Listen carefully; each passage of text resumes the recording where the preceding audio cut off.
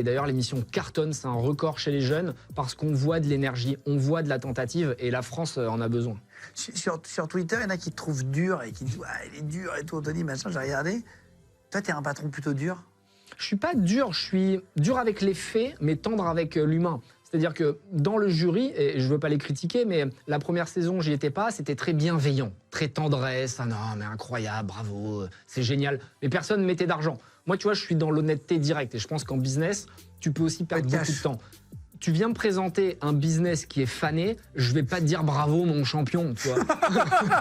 Je vais te dire mec, tu vas perdre ton argent, tu vas perdre ton temps et moi aussi. Donc je préfère dire t'as du potentiel et voilà comment tu devrais l'orienter. Et au final, tu fais gagner du temps aux gens. Et ça veut pas dire que t'es pas bienveillant, ça veut dire que t'es juste direct. Tu fais gagner du temps aux gens, exactement. Dernière question, ta vie personnelle, t'arrives à... Malgré tout cela, tu as pas d'enfant aujourd'hui? Non.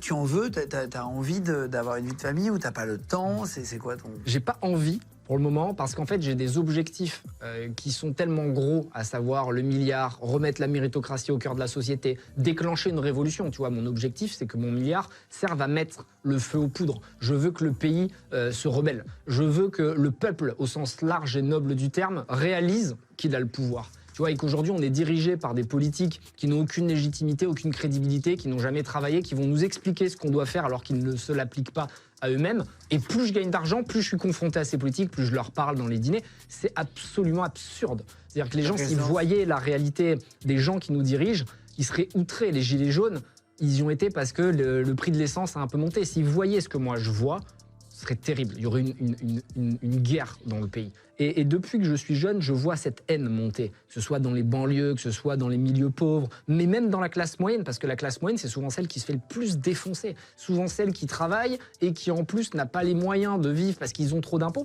Et en réalité, je pense que de notre vivant, de notre génération, toi et moi, on va vivre un chamboulement massif et que la politique va être amenée à changer parce que la droite, la gauche, toutes les extrêmes, c'est terminé, tu vois, les jeunes n'y croient plus. Ils ont besoin d'avoir du sens, ils ont besoin d'avoir des gens qui leur ressemblent de manière à redresser le pays, mais il faut le faire très rapidement. Tu feras quoi avec ton milliard?